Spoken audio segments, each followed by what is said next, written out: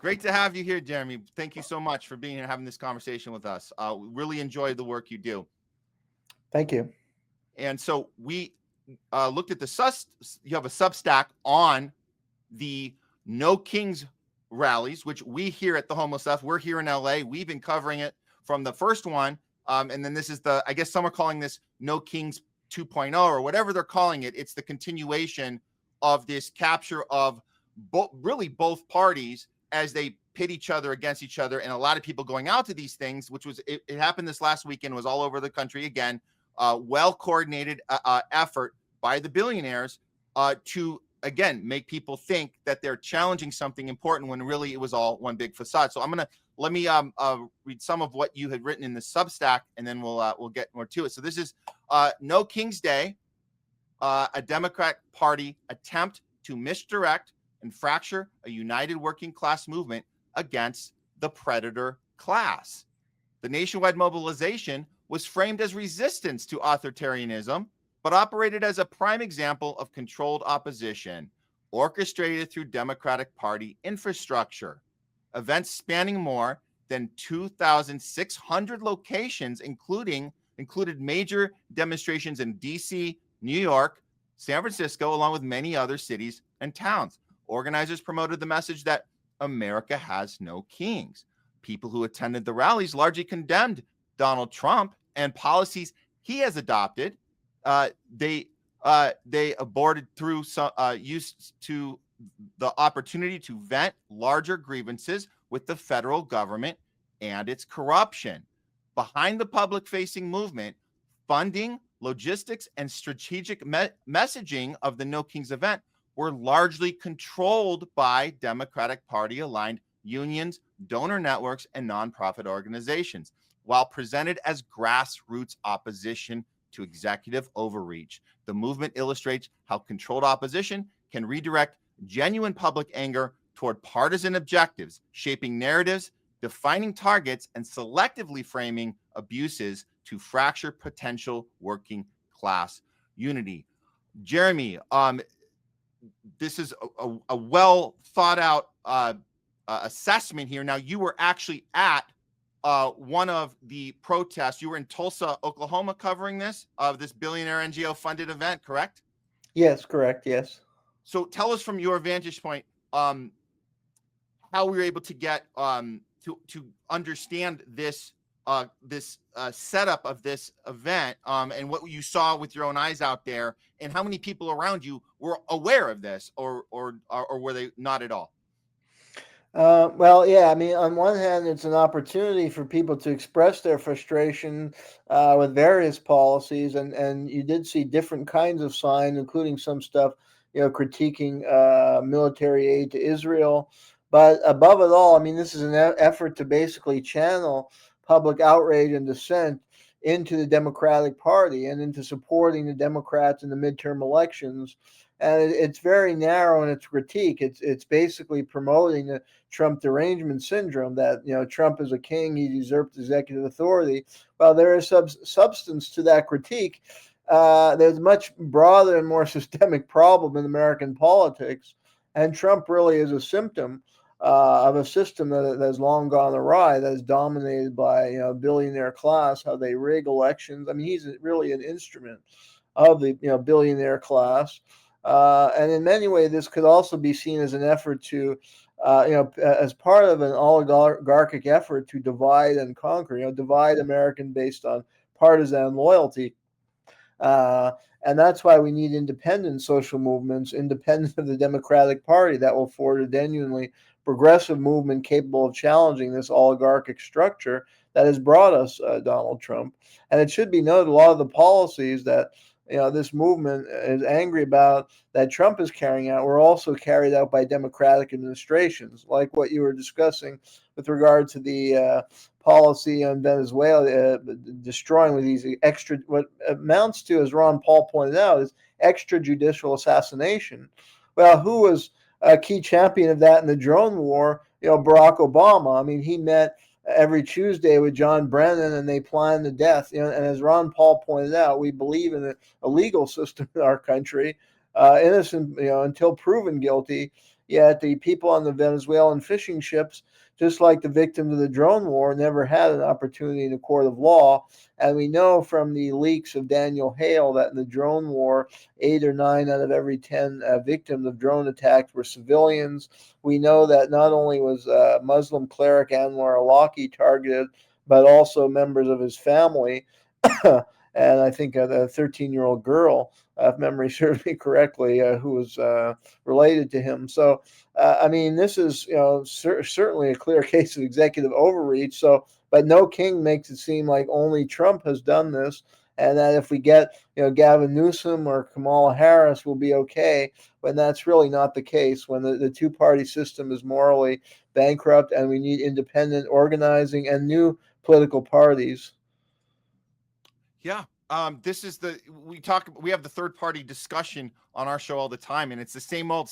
We're not ready for a third party. We're not ready for a third party. But like you're mentioning here, Jeremy, both sides, they have this ability to discover the corruption of our system, but only 50% of it. That's the game, right? They say, and MAGA's rightfully so, we're calling out Biden corruption, Obama corruption. They called out these things. You mentioned the stuff, the fascist policies we had well before Trump got into his second term here. And we're talking about, you mentioned in your Substack, the COVID mandates, no mention of that. The Steele dossier, no mention of that. The intelligence agency being weaponized, no mention of that, because that's, again, both sides are only calling out 50%. So there is some validity to Trump has overreached his power. The ICE stuff we saw here in LA, people with legitimate concerns about ICE and the military, decision for Trump to put military into these major cities. We had a lot of that happen here in LA. So those are legitimate concerns. But like you're saying, no kings is only specifying not even barely 50% of the problem, but that is on purpose. How would we go about, how would you say we can convey this? Because when I try to have conversations about this with people here in LA, they assume that I'm just trying to protect the thing that they're so angry about, and they're rightfully angry about it, but they're not fully understanding the level of, and it's not because they're missing it accidentally. We try to tell them you're missing it on purpose because this thing was funded by people that don't want you upset about the military industrial complex, that don't want you upset about our nefarious behavior in the Middle East and in Venezuela right now. They don't want you, or Ukraine for that matter. How have you been able to maybe bridge that gap and wake people up? Because you make these points in your Substack, but is it resonating is my question. Well, yeah, unfortunately, there is a phenomenon that I'm sure you're well aware of, cognitive dissonance, where people, are on one team and they have a certain identity as Republican or Democrat, and they have to hate the other side. So they don't process information that's critical of the other side. I mean, you can see this in the Israel-Palestine conflict. I grew up in the Jewish community, so I know that well. You present them information critical of Israel, and they just don't process it, or they start to look at you, as if you're, with the enemy or something. So that is difficult to overcome. I agree. I think that's part of the design of the oligarchic elites, is that it's a strategy of divide and conquer. They've used it in foreign countries that they want to dominate, and I think they're using it here. They're pitting Americans against each other along party lines, and they're reinforcing these divisions. And I think they're infiltrating the media on both sides to ensure that the journalism is heavily partisan. That's what we see. That's why your show is so important, because most of the media is so heavily partisan on one side or the other, and then they won't criticize their side. They only criticize the other side. And you see this in the left media, whether it's Democracy Now! Or MSNBC or a lot of the online media. It's all the same. They only go after Trump, and they go soft on the Democrats, especially the more left-leaning Democrats that they support, like Bernie Sanders. But Sanders has a horrible record when it comes to Ukraine, Russia. He's displayed a lot of Russophobia. He supported the Ukraine war, the new Cold War, and that's what's really harming. That's directing all our resources into the warfare state, perpetuating the warfare state, and away from social needs. So we've got to call out the Cold War.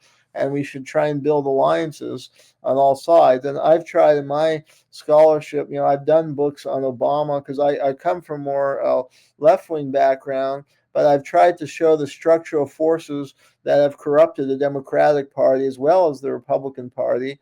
And my books on Obama and Clinton go into it doesn't just say, present them as bad people, although they actually, I think they are bad people.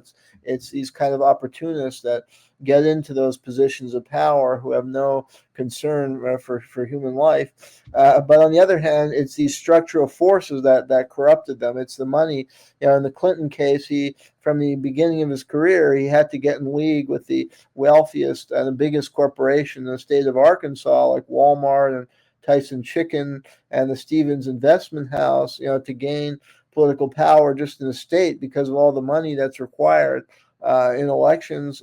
So I tried to show in those books, and perhaps we can try and help explain to people how it's not a matter of Democrat, Republican. I think it's one class versus the other, and that the elite have rigged the political structure, and whether it's Democrats or Republicans, they have to, the way elections are structured in this country and the amount of money that's required to run in elections, they've got to cozy up to the wealthiest, and the wealthiest and the billionaire class uses those politicians. They fund their campaigns and they co-opt and corrupt them, and that's at the heart of the problem. So if more can understand that, and if you can explain that rationally to people, they will see that the war is really not Democrats, Republicans. It's that we need a systematic change in our political system.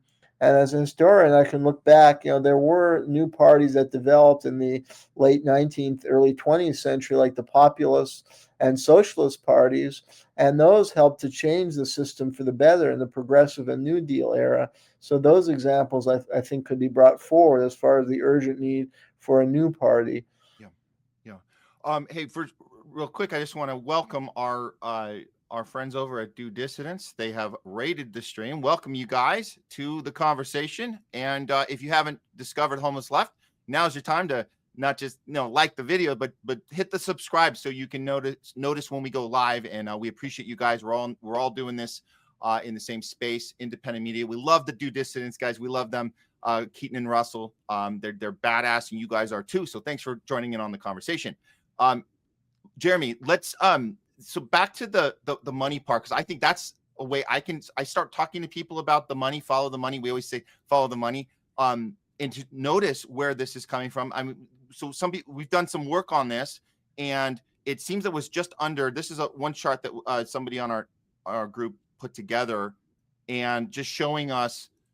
And this is just a rough estimate here, but it looks like just under 300 million was spent just from these sources on this entire operation. And you can see Rockefeller in there, Soros, obviously, Buffett, Ford. These are all now when you tell people this, and they say, well, so what? They go, so what? Well, what does that money go to? It goes to very specific marketing right techniques, right? It's not it's like, well, is it going to paying protesters? No, that's what Fox is telling us. They're making up the lie that people have to be paid to go there. No, it's actually very easy to get them there because they use their emotional heartstrings. They pull on their heartstrings to go out there like they're doing something really, really important, and yet they don't know what it is they're actually doing, but they're standing up to no kings because that's what everyone's doing. So with that, where is this money going?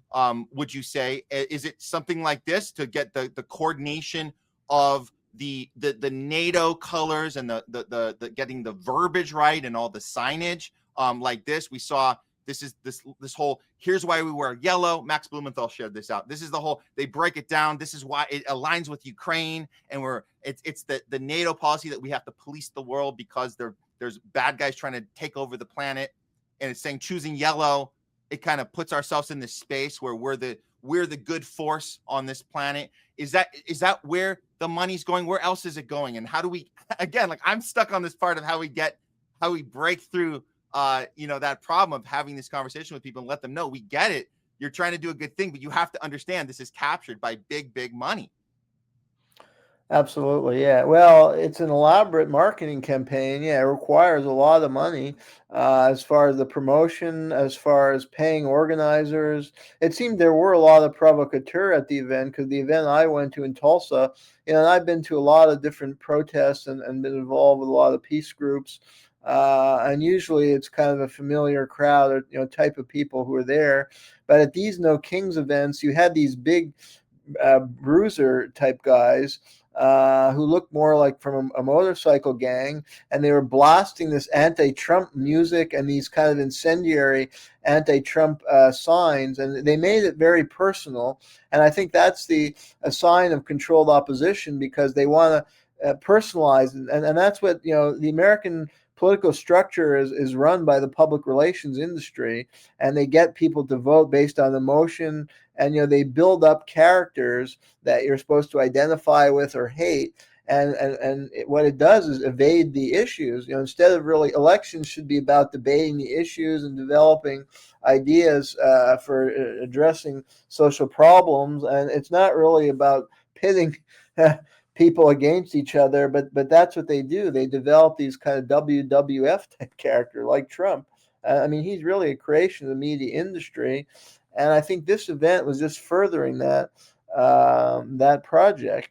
And again, they're making the focus all on Donald Trump himself and his personality, and not all these problems we're dealing with.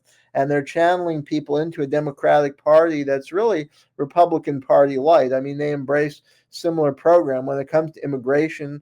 They've adopted very draconian immigration policies. In fact, Obama deported more people than previous administrations. So, and they beefed up border. I did some research on this, and Biden beefed up the border security more than Trump did.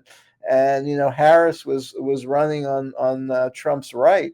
And then when it comes to foreign policy, they're attacking Trump from the right. When he visits with Putin, they start mocking him, and they try to accuse him of a Russian agent. So, that's and when he went, the few good thing, and I'm not a Trump supporter, but when he went to visit the North Koreans, that's a good thing. I mean, that could lead the way to possibly diffusing that conflict. You have the Democrats and the Democratic media mocking Trump that he's an appeaser and this kind of language. So, in some way, the Democrats are even more to the right than the Republicans, particularly when it comes to a lot of foreign policy issues. So these events, are just channeling people into that party and personalizing it, making it all about Trump. And so we're not discussing what we're discussing. People are not discussing the money behind this and how these big money interests have basically corrupted our democracy irrevocably. But that's not open for discussion, nor alternative visions of foreign policy. Yeah. Well, as far as, yes, I totally agree with you. The Democrats I think it's because they're more susceptible to the pulling on the heartstrings, the storytelling. Here in LA, we see it all the time. You mentioned the North Korea situation. I went back, we watched the film that Sony put out like in 2014, where the Seth Rogen film with James Franco, and they're like, they literally go kill Kim Jong-un in the movie, and everyone's cheering it, and it's just like, and you're just like, what is this garbage? But this is the type of people that they fall for this bad guy trying to take over the world. They fell for Putin. You mentioned it's kind of got this WWE element to it, and we certainly have that here in California. I don't know if you saw this, Jeremy, but during the No Kings, we had an overhead shot that happened here in San Francisco. It was up north in San Francisco, Gavin Newsom state, as you guys know. This one kind of did the rounds, and it's an aerial shot, clearly from a helicopter, showing that the people know how to organize and form letters with their bodies. Look what letters they formed, and what a great timing that a citizen helicopter guy happened to be just flying over just at the right time and filmed it with his iPhone. This is what they want us to believe, but this is what actually was put together. There it is. They want us to believe that in San Francisco, that there was this bottom-up movement, that the people said, let's say no kings, and then let's do a push for yes on 50, which, again, this is the WWE we have going on right here in California, where it's Gavin Newsom taking on Trump. If Trump can go into Texas and screw with the Texas numbers and get 5 more seats, we can do the same thing here in California. So this is all theater, and it's like, oh, well, we're the good guys, so we're allowed to do this. But like, I'll tell people, do you actually think that the people organized this without top-down coordination? When we're talking about pushing policy that's only going to help the donor class and the Gavin Newsom class here in California. What are your thoughts on this one, Jeremy? Well, yeah, and also it's instructive to listen to the speeches. Like I listened to the Washington speeches just online, and I mean what they weren't discussing. Like they weren't discussing the new Cold War or critiquing the new Cold War and all the money, And Sanders was one of the keynote speakers, and he's supposed to be against big corporation and the billionaires, and yet that Ukraine war had been a boondoggle to the billionaire class, the weapon producers, the Wall Street firms that own them, and it's diverting money from badly needed social program, healthcare, the stuff Sanders does purport to care about, but he's not saying anything about how the rhetoric of the new Cold War, which he embraces, and these policies in Ukraine, and now the looming potential war with China, that's sucking all the resources into new arms races, and how Trump it was Trump who pulled out of the INF treaty, an arms control treaty, and that's fueling a new arms race with the Russians, as well as hawkish policy toward China. So I didn't hear any of that talk among the speakers. I just heard like derogatory things about Trump. So I mean, not the issues that should concern us all. That we've got to stop this thrust toward war with Russia. I mean, that could lead to nuclear war, and that's what is diverting our badly needed resources away from program, healthcare, education. I mean, the homeless population is out of control here. Yet we spend the Trump military budget is now over $1 trillion, but the Biden budget was just below $1 trillion. So you can't say Biden was much better. But again, no king is diverting any discussion of that, and that's what the elite class want. They don't want the public really mobilizing together. Like we had a genuine anti-war progressive movement and a new party. I mean, there was the start of that. The Rage Against the War Machine was, I think, a good rally against the Ukraine conflict. That was bringing left and right together against the new Cold War and against all the money going to Ukraine. And Jimmy Dore gave a great speech because I was there, and he said, here's 10 great ways we could have spent the money. The $100 billion we've given to Ukraine in weapons, we could have ended homelessness in Los Angeles, put the homeless back on the street, and ended it again by giving them jobs and shelter and food. We could have cured cancer by now. If you invest hundreds of billions of dollars, you're going to start to make a real inroads in disease. But then he said, oh, well, the pharmaceutical companies don't want that because but I mean, it was a good rally. So, I mean, I think that's a good social movement that could be very effective, bringing left and right together against the war machine, against the new Cold War, to get spending here on the programs we need, ending homelessness, education, healthcare, etc. But that's, I think, what the elite plutocrats don't want. So that's why they want to channel it again into the Democratic Party, whose social and economic political program is very regressive overall. And they're mostly Republican light on social programs.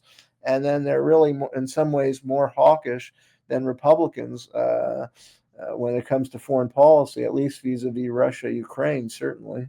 Yeah, and you mentioned the Rage Against War Machine. The first one, I was there too. We actually were just getting our show started there, and I remember Jimmy's speech, and I also remember not too many Democrats showed up at all. Not too many self-identifying progressives even showed up at all. We had independents there. You had certainly some Republicans and conservatives there. You had a bunch of libertarians were there.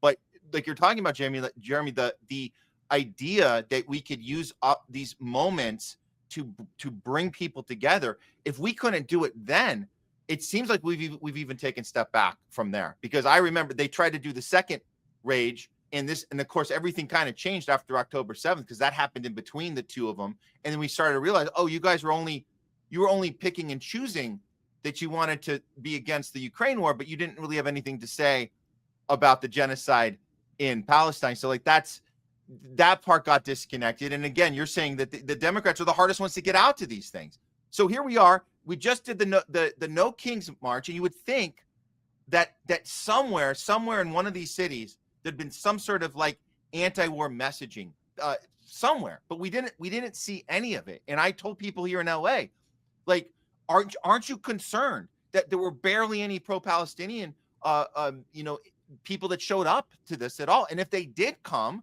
they were kind of pushed aside. We saw this what is it, Code Pink shared this out, like they were harassed about this when they were trying to say, no, we need to stand up against the entire war machine. So it's really tragic, Jeremy, that we're not just seeing it being left out of the dialogue, but when people put it into the dialogue, they're getting kind of shamed and pushed aside by the very people that we always thought were going to be the first to be anti-war, and they're not. They're at the back of the line. And I'm going to just play this clip, and then we want to talk more about this, what we can do about this. But this actually happened when to Code Pink, when they were trying to show the Palestinian movement during No Kings. Here's what happened. Oh, it's about our demand. Don't put your hands on her. You're in a public place.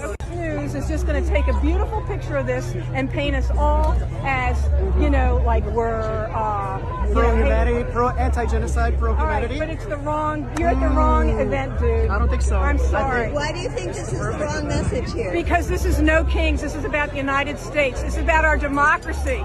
Don't put that thing on. It's about our democracy. Don't put your hands on her. You're in a public place. Okay, don't. You're in a public I'm place. just saying. If you don't want to talk to him, but you just went up and yelled at him. Whoa. And by the way, I just want to say that the bombs haven't stopped. I just watched 11 people get massacred this morning, and Israel has violated the ceasefire dozens of times, as we knew they would. So that's also why we're out here. Why was that woman so hostile to you? I don't know. I actually don't know. I'm just out here for humanity and for Palestinians who are still being genocided, still occupied. There's still apartheid. So to be honest with you, I'm baffled. I don't understand it. Yeah, I guess she's pro-genocide. No King's pro-genocide. Seems like, yeah, exactly. I mean, good for Code Pink for putting this out there and getting this, making the rounds. But when I see this, Jeremy, I get more discouraged that we're taking a step back. I'll say, like, the Rage Against the War Machine a couple of years ago. Yes, I feel that we have digressed from there. What do you see any hope when you see this type of stuff going on? This past weekend, are you as pessimistic about it as I am right now? Because I feel like we're taking a step back. That's hard to judge. I mean, at the Rage Against War Machine, one disconcerting thing was there were a lot of group, because there were an interesting mix of speakers, and there were speakers associated, I guess, more with the left, like Max Blumenthal and Chris Hedges, and then a few associated more with the right. I think Ron Paul was one of the speakers. Dennis Kucinich was there, but there were some on the left saying, they claim that one or two of the speakers who were associated more with libertarians were racist or something, or had regressive views when it came to the transgender rights or something like that. So they wouldn't speak. And that was, and I looked up the person they claim was a racist, and I didn't find anything he said that resembled racist comments. So I wonder if that's a product either of infiltration, because that's what, a lot of these political groups we have to recognize are infiltrated by either Democratic Party or intelligence agency operatives, and their purpose is to prevent these movements from growing and reaching their potential. So they, in politics, you have to build alliances so the provocateur or infiltrators will prevent that. So that's been going on a long time. And then, that was happening at the Rage Against War Machine. It could have been a much bigger rally. And as you say, I think the second one got canceled. And that concept, I think, scares the elite of left and right coming together against war and for, in general, more, progressive policies. And now as far as, I think that's an issue with the No King, is that I think there wasn't a very clear platform of the No King. It's kind of very vague slogan.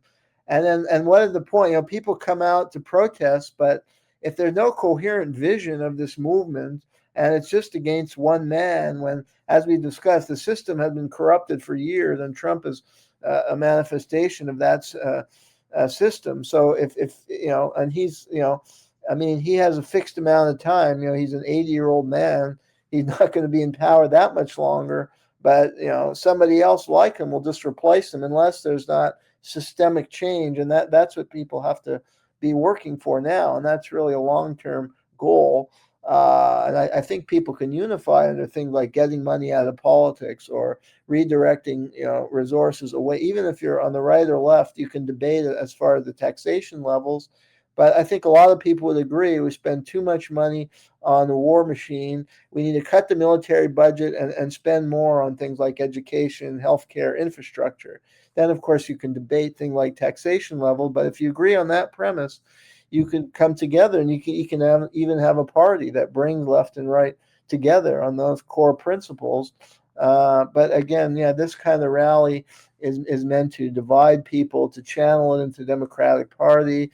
And then, yeah, you have the clip was quite significant in showing that they were hostile to the anti-war movement, which really are at the vanguard of progressive movements in light of the both the horrific military budget and the horrific things we're seeing going on in Gaza, as she was pointing out, as well as Ukraine. I mean, that war has gone on for years and years. It's taken a horrific human toll. And of course, the Russians are blamed, you know, for causing the humanitarian crisis in the mainstream. But in fact, the Ukrainians have committed horrific atrocities and were the ones to have provoked the war. But that gets lost on a lot of people. The media coverage on Ukraine has been so bad, and the media is so Russophobic that a lot of the public, and it's targeted the liberal media. I think that's deliberate, that the most Russophobic anti-Russian media is the liberal media outlets, MSNBC, CNN,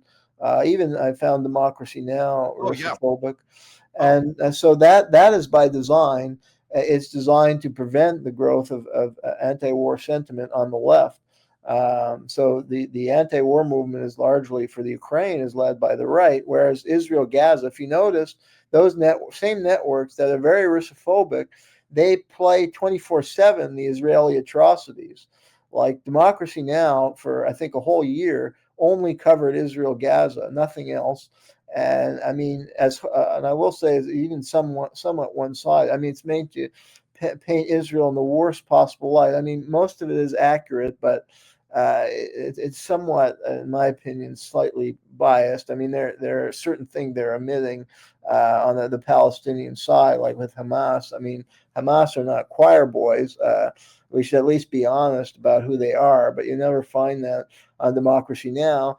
But in any event, I think what's most significant is that everything is about Israel, Gaza, and I think that's by intent, because I think these media are infiltrated, so they want to get, because that's a very polarizing issue, and they want to prevent a broader, because the anti-war movement on the left is limited to just all about Palestine, free Palestine. And what is needed is a much larger anti-war movement, an anti-imperialist movement that calls for the abolition of U.S. military bases, major cuts to the military budget, only for what's needed for national defense. And that could actually, a huge percentage of the American population, I think, will support that cause. But they need to also help educate people. It's not just U.S. intervention in support of Israel that's bad. It's all around the world. And Ukraine is one terrible manifestation of it, but they're silent on that, and they've got people to channel everything on the left into the Israel-Palestine. I think that's by design, in my opinion, as well, to inhibit the anti-war movement and its growth. Yeah, and I think that you make a good point about Democracy Now! Serving a purpose, and it's great to show, expose Israel's crimes. But we noticed before October 7th, they, like you said about the Ukraine coverage, they were not.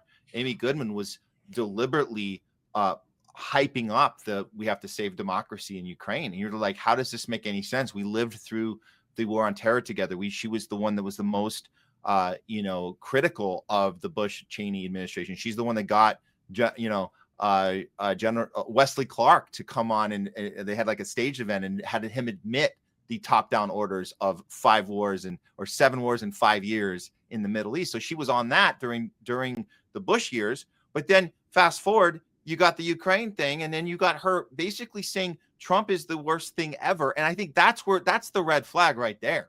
If you're going to have Amy Goodman go back and pretend that Bush and Cheney should not be in jail for their crimes against humanity and their illegal wars and their illegal torture program and their upward transferring of wealth in the a million Iraqis dead. If you're going to forget that, bring those people on your show and have them tell your viewers that they've never seen anything like Trump's insane behavior, and no president has ever crossed the line before. You're like, okay, well, this network this station has been captured. And that's so every once in a while we'll get something nice, but ultimately you're 100% right.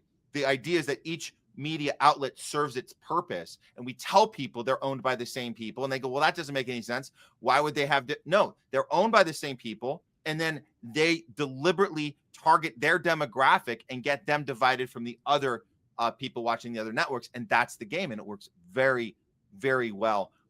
Jeremy, if I can just add, Democracy Now! Has supported regime change operation in Syria, in Libya. So it's not just Ukraine. In Bangladesh, I did an article. Their coverage was horrific on Bangladesh. They were lauding this corrupt guy, Mohammed Yunus, who was tied with the Clinton Foundation, who took over in a U.S. regime change operation that was designed to pry Bangladesh away from the Chinese orbit. So Democracy Now! Has been on board the regime change bandwagon.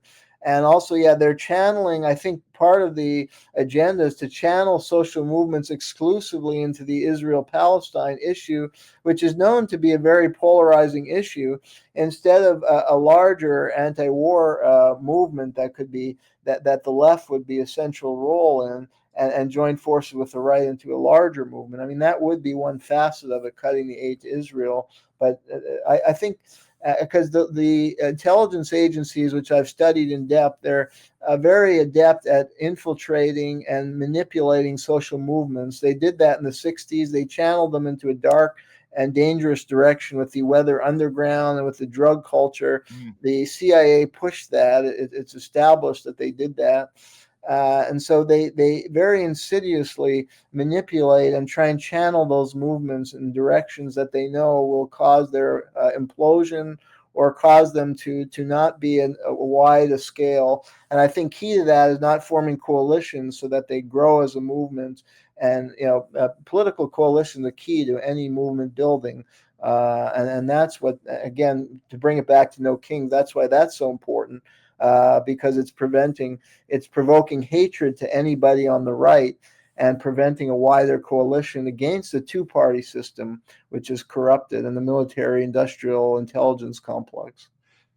So I had a question with you real quick about all the organizations involved with No Kings, because and we saw the billionaire paper trail, the money, the NGOs. We see all of that kind of coordination from top down. But in your Substack, you also mentioned about the coordination of the union. So we have obviously the backing, the public backing from ACLU. We have the SEIU. These are the biggest unions. SEIU, biggest union on the planet, supporting this stuff. My question to you, and this is a hard one for me, because we do a lot of union pro-union activism here in LA. We have a lot of union problems as far as our industries here, the entertainment industry. We cover it on the show all the time. I'm very close to people in the SCIU particularly, and I see them supporting No Kings. Would you say, Jeremy, from what you've seen from your vantage point, are these unions like ACLU and SCIU, are they in on the billionaire top-down divide and the propaganda machine, or are they also victims of the capture and don't know that it's top down? What is when I say they, I mean the people making the decisions at the top, the union, leaders? Well, that's a tough question. And I mean, there are many honorable people working in those organizations and see them as a vehicle for positive social change. And they can be, but I think they certainly do many good things, but I think they've been co-opted by the Democratic Party, and they serve a purpose of trying to draw people into the orbit of the party, which usually sells them out. I mean, for instance, the Biden administration sold out union interests repeatedly and did very little for the working class people. The So railroad strike. He completely destroyed the railroad strikes. Yeah. yeah. So I mean, their organizations have been co-opted. Unfortunately, people need to work with some organization that represent their value system. That's why it's important to build independent unions of the Democratic Party or independent organization. Now that's not easy to achieve, and people have to make a living and have to join a larger group that they can try and advance their principles. So I understand why people would work with those groups. I don't think it's wrong of those people, but again, the broader goal of we need to build an independent organization. That should be the challenge of people identifying on the left in the coming years. Yeah, no, I think that it is about the good intention of the people and our ability. We just got to do better at explaining, like, look, it's okay. Like we say, and I say all the time, we understand that there's people with good intention doing good things, but we have to give them this information and have them maybe reassess the thing that they're aligning with, because it may not be in their best interest. And I think that's I think our goals as independent journalists. I really appreciate your work, Jeremy. I gotta just let me ask you one more question before we get going here, because you mentioned about messaging, and I think this is so important. We talk about bottom up movements, real bottom up movements. We talk about what organizing should look like, and we're talking about demands. And I think that's what you mentioned earlier, the lack of demand at an event like No Kings. And I just want to be clear, from what we see, that's on purpose. That's not an accident. It's not people forgot the list. They forgot their bullet points at home. It was emailed to them and they forgot, their phone died and they forgot. It's worse than that. It's deliberately, there are no demands. So I would say, if we look at in the future, could there be a demand list that we could see? Like, and for example, we know what a good demand protest looks like. We know that the pro-Palestinians on the college campuses, very clear demand. They said, divest in Israel companies. That was very, very clear. We demand that our college divest. When you look at No Kings, there are no demands. What would you say if this were to happen again? No Kings 3.0. What if you could be in the room planning this? What would be a demand that you could give them and say, hey, why don't you work this in? And at least you'll have something to say when you get out there and get all angry about No Kings. What would be your idea to fix that? Well, I think my idea is to form independent political organization and independent parties with a clear platform that would include things like getting money out of politics, reducing the military budget significantly and redirecting money towards social needs, exposing the anti-Russia and anti-China propaganda that's driving support for the warfare state, exposing Pratt bias covered in the Middle East, such as the false claim that protesters who want to cut military aid to Israel are anti-Semitic. I think we need a transformation of the U.S. political economy fundamentally. And I think one could look at the populist party or socialist party and their platform and their ideas, higher taxation on the wealthy, with again, monies focused on the social program, government spending, not toward the military, but towards social spending, infrastructure, antitrust laws. I mean, we have huge corporations at the heart of the problem, these big corporations, and how they can rig the economy and ultimately the political system. So we need to bring back the rhetoric of the left of the early 20th century and figures like Robert La Follette, who are great figures in American political history, Huey Long. They supported strong antitrust legislation to break up corporate monopolies, and we need that in the tech industry, among other industries. The Socialist Party advocated nationalized industry. That could be effective, selective nationalization. I think there's a lot of baggage associated with the name socialism, so don't use that term, but review the Socialist Party platform and some of the ideas they had for creating a more egalitarian economy. So I think that's what's needed. And I think it can attract people on both the left and the right who see the corruption of money in politics, see the corruption of big corporations, and see the corruption of the military-industrial complex. Jeremy KUZMAROV, thank you so much for being with us today on the homeless left and your work on the ground on the No Kings. And you have great Substack. Guys, go out there, follow Jeremy's Substack. It's very awesome, well-informed, well-detailed, thoughtful analysis. Anything else you want to leave us with before you get out?